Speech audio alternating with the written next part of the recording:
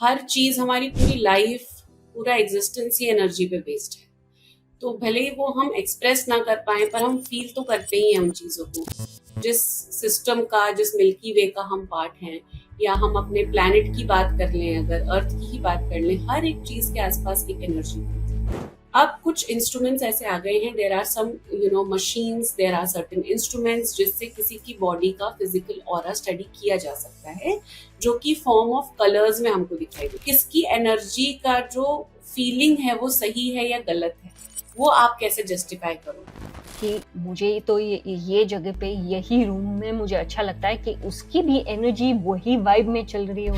Yes, बिल्कुल हो सकता है, बिकॉज उसी फ्रीक्वेंसी पे हो सकता है वो एनर्जी चल रही है।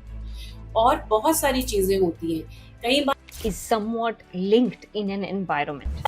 इसीलिए बोलते हैं कि अगर आप बहुत टायर्ड हो, बाहर से घर पे आ रहे हो, तो टेक अ शावर। लेकिन एक जगह पे शायद पॉजिटिव एनर्जी हो और हमने सॉल्ट डाल दिया तो वो नेगेटिव हो सकता है।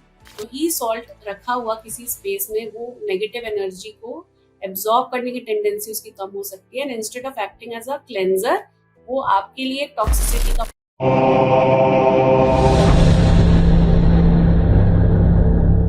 इस एपिसोड में हम बात कर रहे हैं ऑरास के बारे में या घर की एनर्जीज के बारे में। नेहा जी एक वास्तु एक्सपर्ट है, उसके डिटेल्स मैंने डिस्क्रिप्शन में डाल दिए हैं। उसने प्रीवियसली मेरे साथ 1-2 पॉडकास्ट भी किए हुए हैं वास्तु पे। तो बात सुनते हैं नेहा जी की on energies with in the home, auras with in the home, negativity, positivity, और वो हम पॉजिटिव जो इन्फ्लुएंस लाना चाहते हैं हमारे घर में एनर्जी वाइज, वो हम कैसे कर सकते हैं। Welcome to in a habit, Neha ji. नमस्ते Neha ji, welcome back to in a habit. कैसे हैं आप? नमस्ते Shruti, all good, thank you. अच्छा, आज हम बात करने वाले हैं एनर्जी और ऑरा के बारे में। ऑरा इज इंटरेस्टिंग और एनर्जी भी बहुत इंटरेस्टिंग और वास्ट सब्जेक्ट है, लेकिन हम ऑरा और एनर्जी वास्तु तरीके से देखने वाले हैं। तो मेरा पहला सवाल ये है कि सबसे पहले आप अपने बारे में थोड़ा बताइए और कैसे आपने वास्तु और एनर्जी के फील्ड में आपने सफर शुरू किया है। श्रुति, वैसे एजुकेशन से I am an MTech, and फिर बस वास्तु की जर्नी ऐसे शुरू हो गई कि वास्तु में कोर्स कर लिया, वास्तु के बारे में सुना, वीकेंड्स फ्री हुआ करते थे तो वीकेंड्स पे कोर्स शुरू कर दिया करना। जब पढ़ने लगे तो अच्छा लगने लगा, फिर लगा कि क्यों ना खुद का कुछ काम किया जाए, और एक वेबसाइट बना ली, और वहाँ से जर्नी स्टार्ट हो गई बस। Then there was no looking back. और वास्तु करते करते मैंने ये रियलाइज किया कि शायद कहीं ना कहीं हम जिस फील्ड में हैं वहाँ पे वास्तु अपने आप में इनफ नहीं है, स्पेशली बिकॉज अब हम जैसे मॉडर्न कंस्ट्रक्शंस में रहते हैं, फ्लैट्स में रहते हैं, तो वहाँ बहुत सारी चीज़ों के लिमिटेशंस भी हो जाते हैं। तो ऐसा क्या किया जाए कि और थोड़ी सी लाइफ को प्रॉस्पेरस बनाया जा सके या एक पॉजिटिव एनवायरनमेंट क्रिएट किया जा सके। तब मैंने वहाँ पर एनर्जी के बारे में सुना, देखा, बिकॉज जब आप इस फील्ड में होते हो आप बहुत सारे लोगों के साथ इंटरेक्ट करते हो और हर दिन आपके पास कुछ ना कुछ एक नया लर्निंग एक्सपीरियंस होता है। तो देन मैंने एनर्जी के ऊपर काम करना सीखा हैदराबाद से। There is a aura energy centre in Hyderabad. वहाँ से मैंने एनर्जी के ऊपर ट्रेनिंग ली, जिसमें स्कैनर्स यूज करके उन्होंने हमें किसी भी जगह पे एनर्जी को एनालाइज करना सिखाया। एंड वास्तु और एनर्जी का मुझे ऐसा लगता है दे बोथ गो साइमल्टेनियसली, एक साथ ही चलते हैं। किसी घर में वास्तु बहुत अच्छा है और एनर्जी अच्छी नहीं है, या एनर्जी अच्छी है और वास्तु अच्छा नहीं है, तो दोनों ही चीजें इम्पैक्ट करती हैं।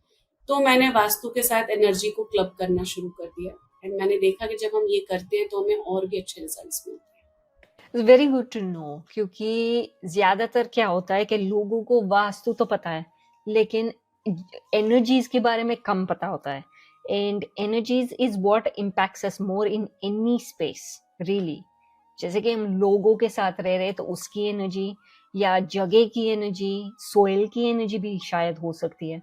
एक्चुअली ऑन द कॉन्ट्ररी श्रुति, लोगों को एनर्जी के बारे में बहुत पता है अगर हम ग्लोबली बात करते हैं तो, सिर्फ इंडिया में कन्फाइंड ना हो तो। जैसे वास्तु की अवेयरनेस इंडिया में ज्यादा है, वो भी अभी कुछ ईयर्स में बहुत ज्यादा हो गई है, लेकिन एनर्जी एक ऐसा सब्जेक्ट है जो ग्लोबली लोग स्टडी करते हैं। तो हर चीज, हमारी पूरी लाइफ, पूरा एग्जिस्टेंस ही एनर्जी पे बेस्ड है। तो भले ही वो हम एक्सप्रेस ना कर पाए, पर हम फील तो करते ही हैं उन चीजों को। Maybe we don't know कि हमें क्या टर्म उसके लिए यूज करना है, but energy is a part of our everyday life, our everyday existence. तो मुझे ऐसा लगता है energy as a broader concept ज्यादा ग्लोबली एक्सेप्टेड है। और अगर हम इंडिया की बात करते हैं, तो इंडिया में जैसे लोग वास्तु के बारे में अवेयर हैं, अब धीरे धीरे एनर्जी से भी अवेयर होने लगे। ओके, इंटरेस्टिंग बात कही आपने। एनर्जी तो yes, I agree, a broad energy के बारे में ज्यादा पता होता है क्योंकि वास्तु का कम पता होता है। और लेकिन vastu is also an important part. Absolutely, and everything is energy. Vastu भी एनर्जी ही है। आप कोई भी मोडालिटी पढ़ लो, everything is ultimately energy. Very true. अब ऑरा एग्जैक्टली होता क्या है? एनर्जी तो हम सब समझते हैं, right? Like you said, global presence energy का बहुत है, ग्लोबल रिसर्च भी बहुत है, लेकिन ऑरा एग्जैक्टली होता क्या है और इसे स्पिरिचुअल या साइंटिफिक टर्म्स में कैसे परसीव या मेजर किया जाता है? ऑरा बेसिकली हमारी चारों तरफ एक एनर्जी फील्ड है। तो you can say it is a electromagnetic field, जो हम सबने अपने स्कूल में फिजिक्स में पढ़ा हुआ है। तो हम सबके आसपास एक इलेक्ट्रोमैग्नेटिक फील्ड है, एक एनर्जी फील्ड है, जिसे हम ऑरा कहते हैं। ऐसा होता है कि जैसे आप कभी किसी से इंटरेक्ट करते हो, राइट? और आपको किसी से बात करते करते 1 घंटा हो गया एंड यू डोंट रियलाइज कि 1 घंटा हो गया है। तो बेसिकली हमें ऐसा लगता है कि हमारी फ्रीक्वेंसी मैच हो रही है, उसे हम ऐसा बोल देते हैं कि फ्रीक्वेंसी मैच हो रही है या वाइब मैच हो रही है। आजकल ये टर्म बहुत यूज किया जाता है, vibe, right? So vibe is what? Vibe is energy. Energy is what? Energy is aura.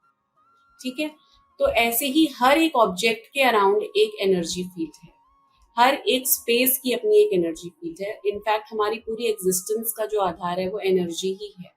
जिस सिस्टम का, जिस मिल्की वे का हम पार्ट हैं, या हम अपने प्लैनेट की बात कर लें, अगर अर्थ की ही बात कर लें, हर एक चीज के आसपास एक एनर्जी फील्ड है। That is aura.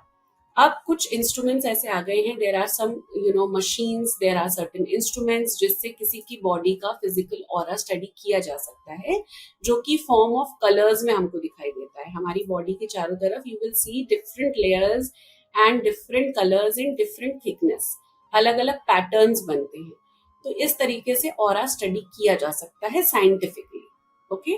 बाकी जो लोग बहुत ज्यादा साधना करते हैं या बहुत मेडिटेटिव होते हैं, या कुछ लोग जो बहुत इंट्यूटिव होते हैं, वो भी एनर्जी को रियलाइज कर सकते हैं। मे बी फिजिकली नहीं देख सकते आंखों से, but they can assess and they can feel energies in a space and around a person. तो अगर आप किसी जगह पे जाते हैं तो आप वो एनर्जीज फील कर सकते हैं या आप भी डिवाइस रखते हैं? I carry a device. मैं डिवाइस से जरूर चेक करती हूँ energy, but over a period of time, ये प्रैक्टिस करते करते over a period of time now in these all years, अब मैं जब जहाँ जाती हूँ, तो मुझे जो फर्स्ट इंस्टेंस होता है ना, किसी प्लेस में एंटर करते हैं जब, तो वो एक एनर्जी आपको फील होती है। या किसी एक घर में जब मैं डिफरेंट डिफरेंट रूम्स में जाती हूँ, जब स्कैनिंग करती हूँ, तो स्कैन करने से पहले ही कहीं ना कहीं मुझे पता होता है कि मुझे इस एरिया में एनर्जी ज्यादा मिलेगी, पॉजिटिव मिलेगी या नेगेटिव मिलेगी। बट ये एक इंडिविजुअल का अपना परसेप्शन हो सकता है। उसी घर में मैं एंटर कर रही हूँ, मुझे एक एनर्जी फील हो रही है। आप एंटर करोगे, हो सकता है आपको डिफरेंट तरह की वाइब आए या एनर्जी फील हो। उस घर में रहने वाले लोगों को डिफरेंट एनर्जी फील होगी, राइट? तो इसीलिए अब किसकी एनर्जी का जो फीलिंग है वो सही है या गलत है, वो आप कैसे जस्टिफाई करोगे, राइट? हर किसी का इंटरेक्शन लेवल अलग अलग हो सकता है। तो हम इंस्ट्रूमेंट्स यूज करते हैं। इंस्ट्रूमेंट्स बेसिकली वैलिडेट कर रहे हैं जो एनर्जीज हम फील कर रहे हैं, because I am not a person who is going to just close my eyes and tell कि हाँ ये अच्छा है ये बुरा है। अगर मुझे सामने वाले को क्योंकि अगर मैंने बोला फॉर एग्जाम्पल कि मुझे आपके घर के इस एरिया में एनर्जी डिम फील हो रही है, और क्लाइंट ने मुझसे बोला कि मुझे तो यहाँ बहुत अच्छा लगता है, मुझे तो सबसे अच्छा इसी रूम में लगता है, दैट मीन्स किसकी बात सही है? मेरी बात सही है कि क्लाइंट की बात सही है? That is where we use instruments, ताकि हम साइंटिफिकली भी देख सके कि वहां पे एनर्जी कैसी है। But is it not possible कि जब क्लाइंट बोल रहे हैं कि मुझे तो ये जगह पे यही रूम में मुझे अच्छा लगता है, कि उसकी भी एनर्जी वही वाइब में चल रही हो? यस, बिल्कुल हो सकता है, बिकॉज उसी फ्रीक्वेंसी पे हो सकता है वो एनर्जी चल रही हो। और बहुत सारी चीजें होती हैं।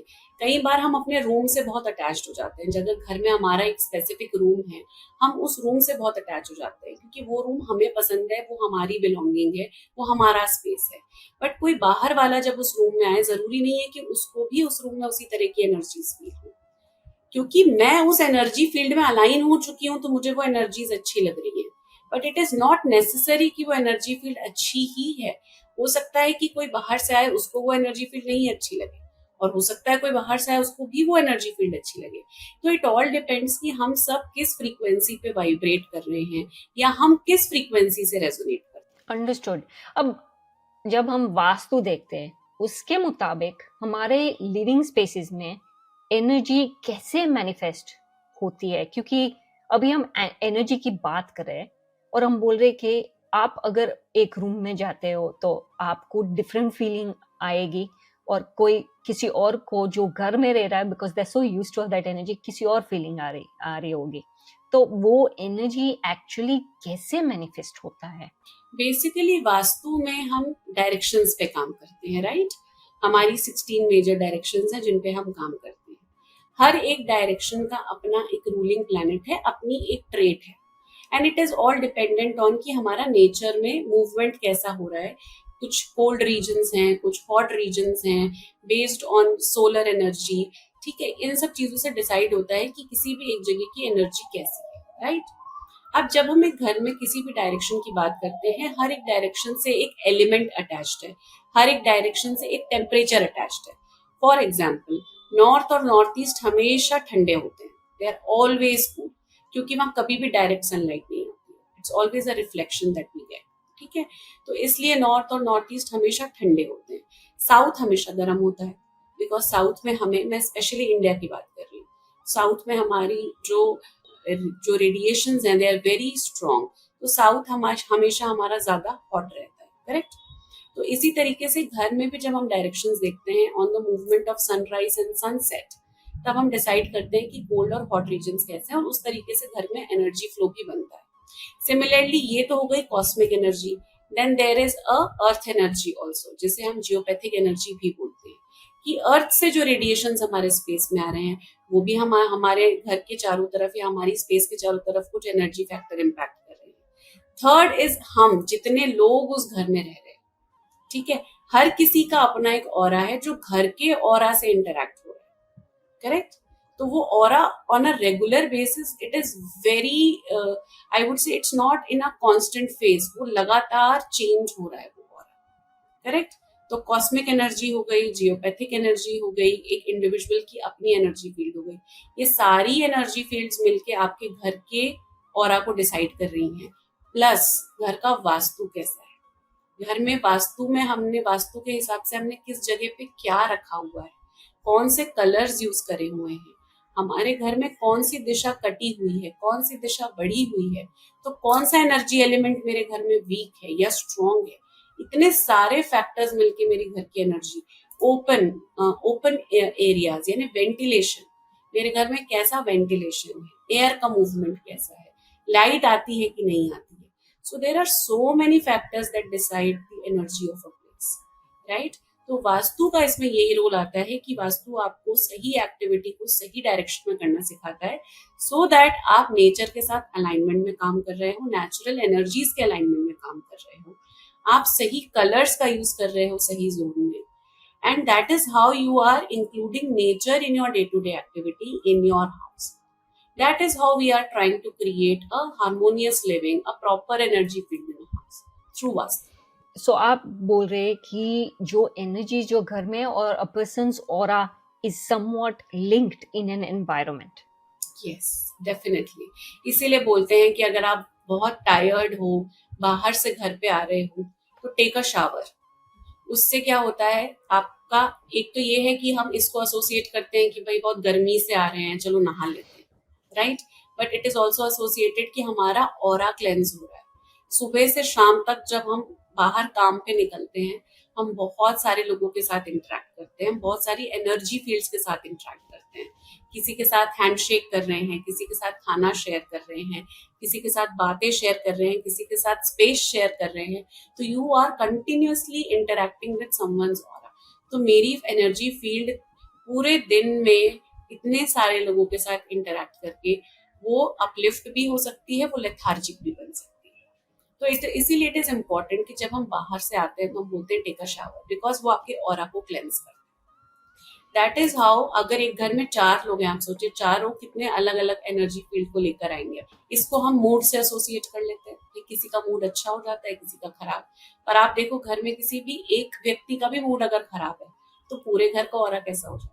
तो this is how aura is important. It is a part of our everyday life. हम उसको महसूस करें ना करें, एनर्जी का नाम दे ना दे, बट इट इज देयर। बात सही कही आपने। जैसे कि sometimes you go to work या काम कर रहे हो, काम पे कुछ होता है तो you generally bring that negative energy या that aura within that environment and it actually spoils everybody else's mood. सबका मूड बुरा हो जाता है इफ दे नोटिस इट। तो टेल मी समथिंग, मैंने बहुत बार सुना है कि लोग सॉल्ट यूज करते हैं। ये सॉल्ट क्यों यूज करते हैं and what does that have to do with energy? ये एनर्जी और ऑरा क्लेंजिंग के लिए क्यों यूज करते हैं? बिकॉज ये मैं आपको बताती हूँ, this is my practical experience. मैंने क्लाइंट्स के यहाँ पे एक बाउल में सॉल्ट रखवाया, ठीक है। एंड सॉल्ट रखवाने के बाद जब मैंने स्कैनर मूव किया तो मेरे स्कैनर ने मुझे पॉजिटिव एनर्जी शो करी, और उसी सॉल्ट को जब हमने वहां से रिमूव करके 10 मिनट्स बाद वापस एनर्जी स्कैन करी तो वहां पे एनर्जी कम हुई, ठीक है। सॉल्ट का क्या एसोसिएशन है? It is not a myth, it is a proven fact कि सॉल्ट में क्लेंजिंग पावर होती है। कैसे? जितने भी नेगेटिव आयंस होते हैं उनको सॉल्ट अट्रैक्ट करता है। We all know salt is sodium chlorine Na plus Cl minus, ये सब हमने पढ़ा है। So it has ions in it, right. अब वो पॉजिटिव और नेगेटिव आयंस को अट्रैक्ट और रिपेल कर सकता है।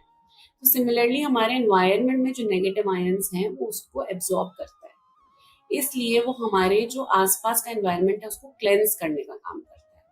तो एंशिएंट ट्रेडिशन से इसीलिए सॉल्ट को बेदिंग में, कि आप अपने बेदिंग वाटर में थोड़ा सा ऐड कर लो, या घर में जब आप पोछा लगाते हो तो पानी में थोड़ा सा सॉल्ट डाल दो, या घर में कॉर्नर्स पे थोड़ा थोड़ा सॉल्ट रख दो। That is a very important trend that we are following, क्योंकि वो नेगेटिविटी को एब्जॉर्ब करता है। जनरल टर्म्स में हम बोलते हैं नेगेटिविटी, बट एक्चुअली वो अट्रैक्ट करता है वो आयंस और उनको रिमूव करता है हमारे। तो कैन इट बी, ज्यादातर आपने बोला कि नेगेटिव एनर्जीज, लेकिन एक जगह पे शायद पॉजिटिव एनर्जी हो और हमने सॉल्ट डाल दिया तो वो नेगेटिव हो सकता है? नहीं, ऐसा नहीं होता कि आपने सॉल्ट रखा है और वो आपकी पॉजिटिव एनर्जी को एब्जॉर्ब करेगा। लेकिन जब वो एनर्जीज को एब्जॉर्ब कर रहा है तो द इम्पॉर्टेंट पार्ट इज, कई लोग क्या करते हैं कि सॉल्ट को रख देते हैं और उसको कभी चेंज ही नहीं करते। For a month they will keep it.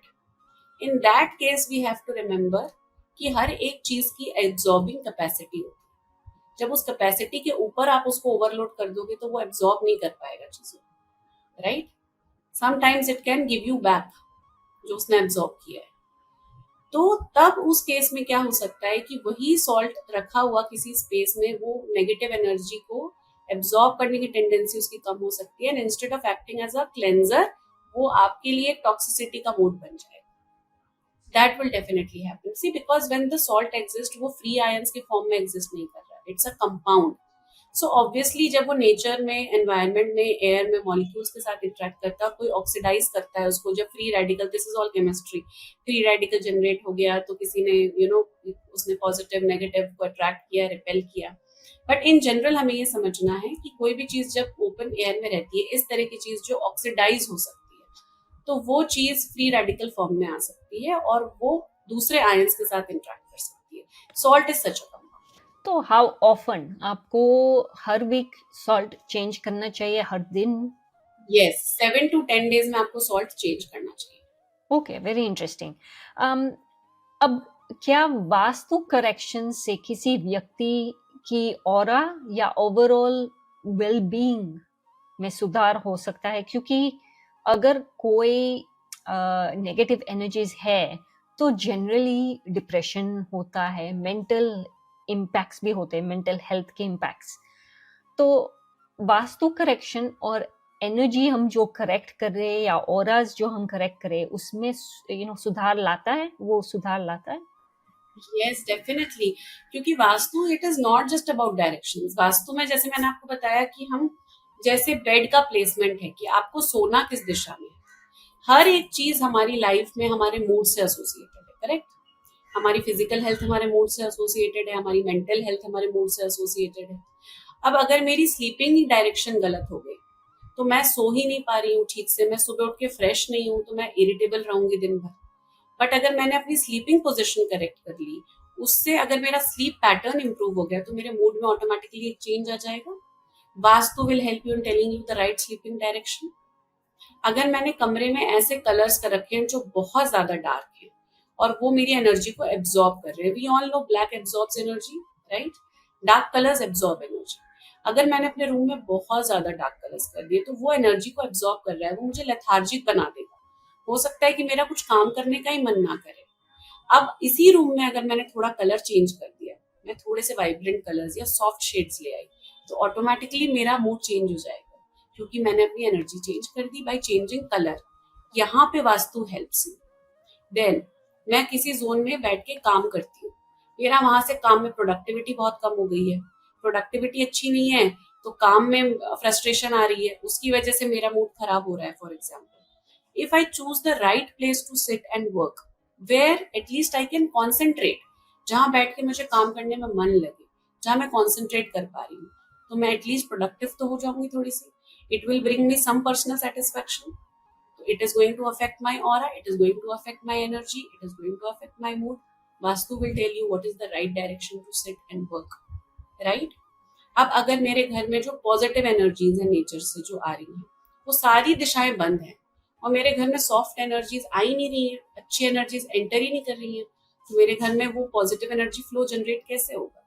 अब मैंने किसी को राय दे दी कि आप अपने घर का नॉर्थ या ईस्ट डायरेक्शन ओपन अप कर लीजिए ताकि पॉजिटिव एनर्जी आए वहां से, automatically energy flow will change. So vastu is helping here also.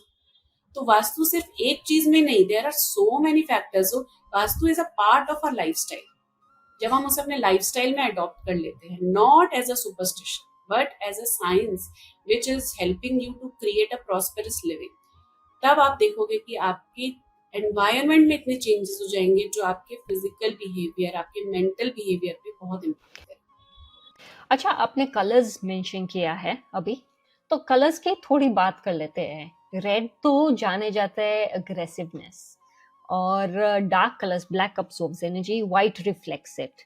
तो what are the perfect colours for main living type areas? कौन से कलर्स काम करते हैं मेन लिविंग एरियाज के लिए, और बेडरूम्स के लिए कौन से कलर्स होने चाहिए?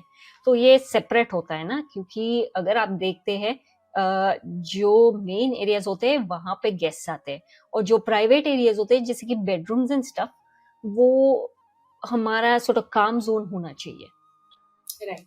तो सबसे पहले तो ये डिपेंड करता है कि कौन से डायरेक्शन में हमारा लिविंग रूम या bedroom, because every direction is associated with a colour. तो मैं यहाँ कोई जनरल प्रिंसिपल नहीं दे सकती कि बेडरूम में ये कलर्स या लिविंग रूम में ये कलर्स यूज करने चाहिए। बट फॉर एग्जाम्पल, अगर आपका बेडरूम है तो उसमें आप कोशिश करो कि कभी भी डार्क टोन्स यूज मत करो, थोड़े से लाइटर टोन्स यूज करिए and warm yellow lights use करिए। वार्म येलो लाइट्स क्या होती है, वो सूद करती हैं आपके मूड को, राइट? थोड़ा काम एनर्जीज होती है। तो light colours and warm yellow lights, इसका कॉम्बिनेशन बेडरूम के लिए बहुत अच्छा होता है। तो जो भी कलर आपने लिया वो न्यूट्रल शेड में लीजिए, थोड़ा न्यूड शेड में लीजिए for the bedrooms. Living room ऐसी प्लेस है जहां पर हम सोशलाइज करते हैं। जैसे कुछ लोग सोशलाइज करने के लिए डार्क कलर्स अपने लिविंग रूम में, डार्क कलर्स बिकॉज वो लग्जरी को रिप्रेजेंट करते हैं, तो एक वॉल पे they want a dark palette, ठीक है?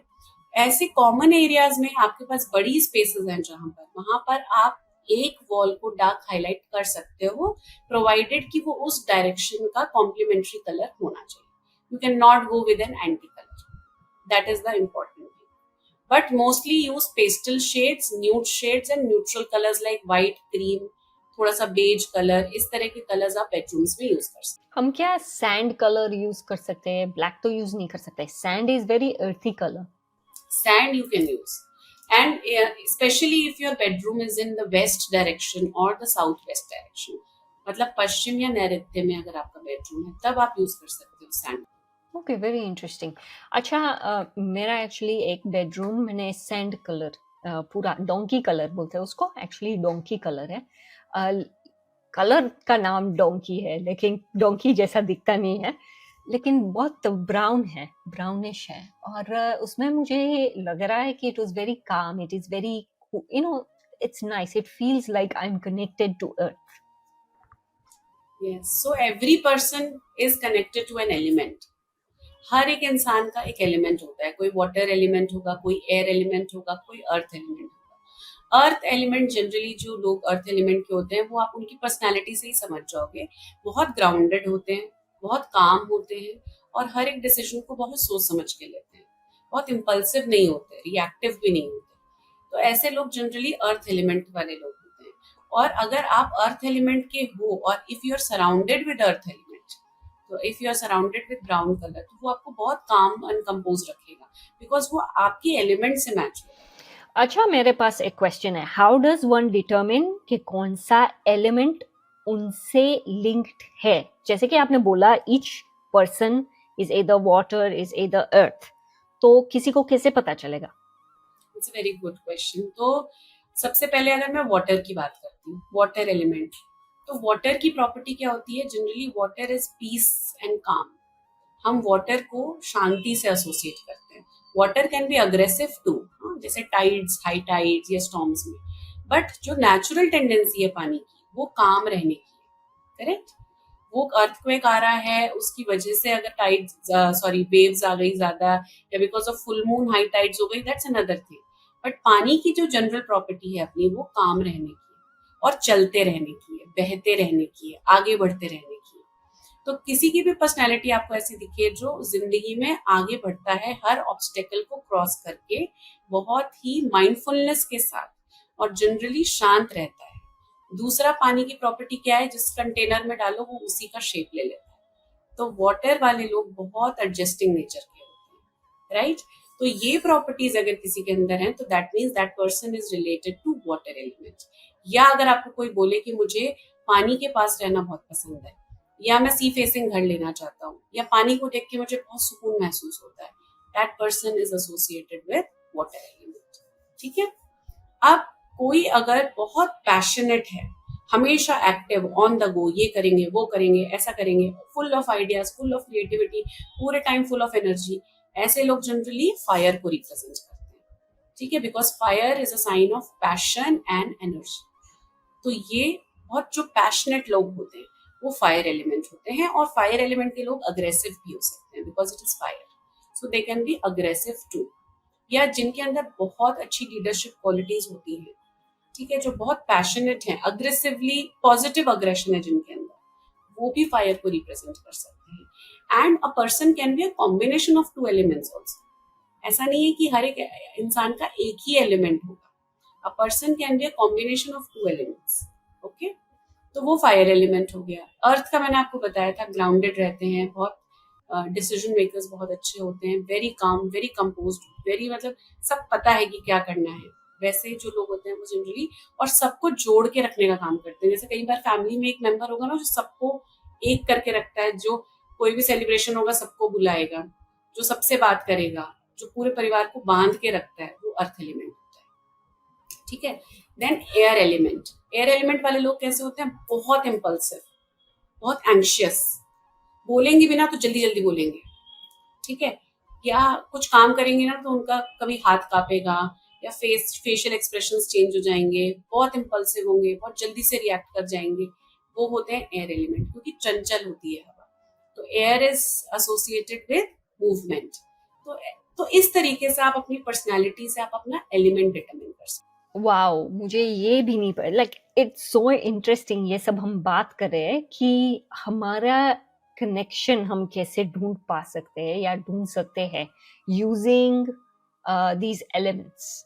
This is very interesting, you know Shruti, क्योंकि हम ना जिस जिस यूनिवर्स में एग्जिस्ट करते हैं हम उसी से बने हैं, तो हम उसी के एलिमेंट से बने हुए हैं। Basically we are a part of this universe and we are made out of all these elements. ये सब एलिमेंट्स हमारे अंदर होते हैं।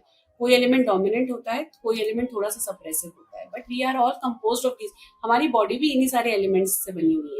इसीलिए जब हम चक्रास पढ़ते हैं तो चक्रास में भी ये होता है, हर एक इंसान का अपना कोई ना कोई चक्रा बैलेंसिंग भी अगर आप करके देखोगे ना, तो यू विल फील कि कुछ ना कुछ चेंज आया है लाइफ में। तो हम बॉडी से लेकर ऑरा, फिर जिस घर में हम रहते हैं, जहाँ हम काम करते हैं, इतनी सारी चीजें हैं हमारी डे टू डे लाइफ में जो सब कुछ एनर्जी ही है। So this is how we are living. हाँ, अब प्लांट्स के बारे में बात करना है। प्लांट्स के बारे में क्या है जो आपकी जो ऑरा और एनर्जी होती है, इनको इन्फ्लुएंस करती है या करता है एनवायरनमेंट को? प्लांट्स का क्या है? प्लांट्स सबसे पहले तो लाइवलीनेस लेकर आते हैं। कहीं पर भी आप प्लांट्स ऐड करो तो उनको देख के एक बहुत पॉजिटिव फीलिंग आती है, right? Second, plant is also a form of life, it is also life, right? आप देखो जहां पर ना बहुत ज्यादा नेगेटिविटी होगी वहां प्लांट्स ग्रो भी नहीं कर पाएंगे। You know, there are certain experiments and there are scientifically proven studies जहां पर लोग प्लांट्स से बातें करते हैं, अपने प्लांट्स को पैम्पर करते हैं, एंड वहां पर बहुत अच्छे प्लांट्स ग्रो होते हैं। There are places where people actually talk to plants, ठीक है? तो plant is also a form of energy. आप ऐसे बोल दो कि प्लांट तो बात नहीं कर सकता, yes, plant can not speak, but plant has its own energy, और एनर्जी को पहचानती है, ठीक है? Energy can identify energy. अगर मैंने उस इंटेंशन से एक प्लांट को टच कर दिया तो वो ऑरा उसके ऑरा से इंटरैक्ट हो रहा है। That is how plants also have deep impact on our life. तो प्लांट्स रखने से एक पॉजिटिव एनर्जी आती है। Secondly, there are certain plants जो हमारी एयर को प्योरीफाई करते हैं, so there are plant purifiers. उनको घर में रखने से क्या होता है, हमारा एटमॉस्फेयर थोड़ा सा क्लीन होता है, स्पेशली जहाँ पे पॉल्यूशन आता है। तो वहां पर अगर इस तरह के प्लांट्स घर में रखे जाएं तो वहां पर आपका थोड़ा सा एक एनवायरनमेंट भी क्लीन होता है। जहां पर प्लांट ज्यादा होते हैं वहां टेम्परेचर कम हो जाता है ऑटोमेटिकली। सो अभी कितने सारे लोग हैं जो नेचुरल लिविंग अडॉप्ट कर रहे हैं, अपने घर में बड़े बड़े प्लांट्स लगा रहे हैं, गार्डन। स्पेशली आप साउथ इंडिया में देखोगे, बैंगलोर वगैरह के बहुत सारे घर ऐसे बन रहे हैं जहाँ पे लोग ऑर्गेनिक लिविंग की तरफ मूव कर रहे हैं। एंड वहां पे उन्होंने इस तरह की वॉल्स बनाई हुई हैं जो काउडंग को यूज करके, जहाँ बहुत सारे प्लांट्स ग्रो कर दिए हैं। ऑटोमेटिकली जब आप उस एरिया में जाओगे तो आपको ठंडक महसूस हो जाएगी, राइट? तो plants control the temperature, plants control, they purify air, plants have a positive impact on your mind, on your subconscious mind. So plants are very important in our living and they definitely improve our aura. वो तो मैं agree करती हूँ, क्योंकि मेरे घर में actually concrete floors है, तो वो कंक्रीट फ्लोर्स में हमने पॉट्स क्रिएट किए हुए हैं जहाँ पे प्लांट्स है, तो फ्रेश प्लांट्स है। तो मेरे घर में दैट इज अ फीचर। तो और वहाँ पे इतनी पॉजिटिव एनर्जी आती है कि इट्स अनबिलीवेबल। और एक दूसरा एलिमेंट भी है, हम वो यहाँ पे we call it rammed earth wall, similar to cow dung, लेकिन ये नेचुरल सैंड कॉम्पैक्ट करके बनाते हैं, सीमेंट थोड़ा डाल के, तो इट्स वेरी नेचुरल। तो वो एक्चुअली एक्ट करता है, जब ठंड होती है तो जितना हीट अब्सॉर्ब किया हुआ है इट रिलीजेस दैट हीट, और जब बहुत गर्मी होती है बहुत गर्मी होती है तो it sucks that heat in and keeps it within, तो आपकी जो एनवायरनमेंट होती है इट रिमेन्स कूल। तो ये सब बहुत थॉटफुली हमने किया हुआ है। This is also a part of vastu, this is also a part of vastu, क्योंकि यहाँ पे आपने फिर से नेचर को यूज कर लिया ना, नेचर की एनर्जीज को हार्नेस करने के लिए आपने यूज किया उसको। तो पुराने जमाने में जब इलेक्ट्रिक इक्विपमेंट्स नहीं हुआ करते थे तो यही तो करते थे, ठंडे एरिया, लाइट कैसे आएगी, वो सब प्लानिंग उसी हिसाब से की जाती थी। अब जैसे इंडिया में हम अभी गर्मियां आई तो हस्क जो होता है, उसकी जूट की हस्क की वो चटाई आती है, उसको विंडो पे टांग देते हैं लोग, उस पे वाटर स्प्रिंकल कर देते हैं, फिर एयर पास करते हैं, तो इट थ्रोज कूलर के जैसा सिस्टम हो गया, तो it throws cool air. That is also an organic living only, that is also a part of vastu. ये जो बिल्डिंग्स बनाते हैं, they actually make them also in western countries farm size and stuff, actually husk से बनाते हैं। I think they put it in the walls और something, या husk actually रखते हैं और उसको रेंडर कर देते हैं, और that helps with coolness and sucking in the warmth as well. तो ये सब आपने जो बात बोली है is very true. Yes, and हर एक कंट्री में आप देखो उसके वेदर के हिसाब से कंस्ट्रक्शन मटेरियल यूज किया जाता है, राइट? जहाँ पे बहुत बर्फ होती है, स्नोफॉल होती है, वहां पे आप देखो स्लोपी रूफ्स बनाई जाती हैं जनरली, राइट? तो as per the temperature of that particular zone हम उस तरह का कंस्ट्रक्शन मटेरियल यूज कर रहे हैं। तो वास्तु भी तो यही कह रहा है, as per the temperature of your house आप अपनी एक्टिविटीज उस हिसाब से करो। नेहा जी, हमने एनर्जी के बारे में बात की, हमने ऑरा के बारे में बात की, हमने ऑर्गेनिक लिविंग के बारे में बात की है, लेकिन अच्छा, ये फॉर एग्जाम्पल ऑर्गेनिक लिविंग तो बात होगी, लेकिन हम जब हमारा जो एनवायरनमेंट देखते हैं, हम ऑरा जो बोलते हैं उसको कैसे क्लेंस कर सकते हैं? सबसे पहले जब भी कभी आपका मूड लो हो या आप डिप्रेस्ड फील कर रहे हो या बहुत टायर्ड फील कर रहे हो, तो इसका मतलब हमारा ऑरा अभी लेथार्जिक हो गया है, अब हमें उसको क्लेंस करने की जरूरत है। तो आइडेंटिफिकेशन इज वेरी इंपॉर्टेंट कि हमें कब करना है, रोज रोज नहीं करना है, ओनली व्हेन वी फील, या ट्वाइस इन अ वीक हमें करना है। सबसे पहला मेथड जो हमने डिस्कस किया था, salt water bath. Salt water bath ले सकते हैं, अपने नहाने के पानी में थोड़ा सा ही सॉल्ट ऐड करना है, ठीक है? अ पिंच और 2 इज इनफ।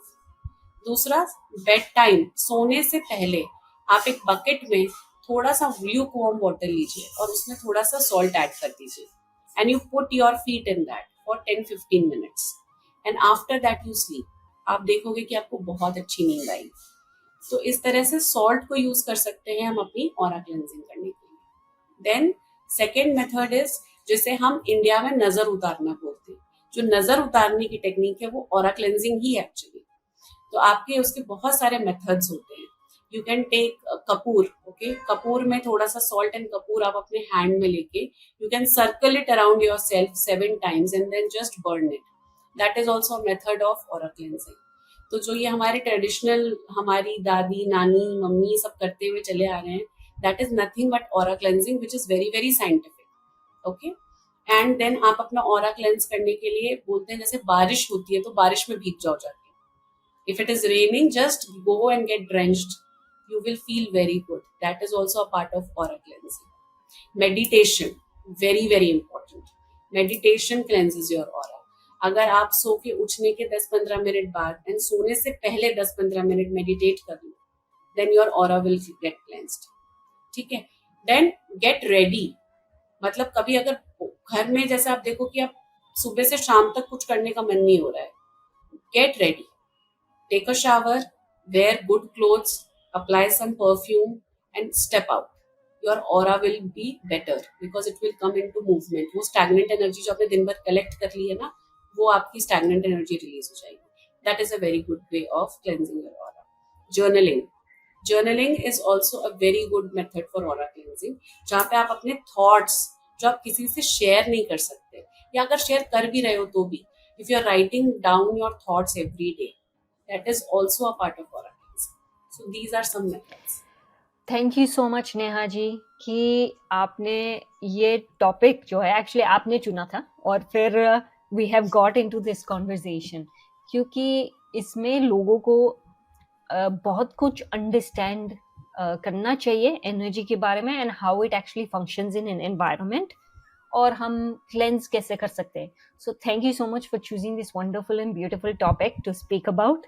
मुझे बहुत अच्छा लगा कि आप फिर से आए पॉडकास्ट पे। ये हमारा तीसरा पॉडकास्ट था। सो thank you so much. Thank you so much Shruti. I hope जिसने भी जो भी ये पॉडकास्ट सुन रहे हैं, सुनेंगे, उनको इससे कुछ टेक अवे मिले जो वो अपनी एवरीडे लाइफ में ऑरा क्लेंजिंग के लिए अप्लाई कर सके, बिकॉज ये बहुत छोटी छोटी चीजें हैं but sometimes they impact us to a very great extent.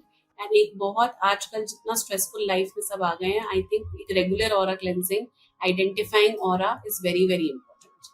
Thank you for having this topic on the podcast. Very true and thank you so much.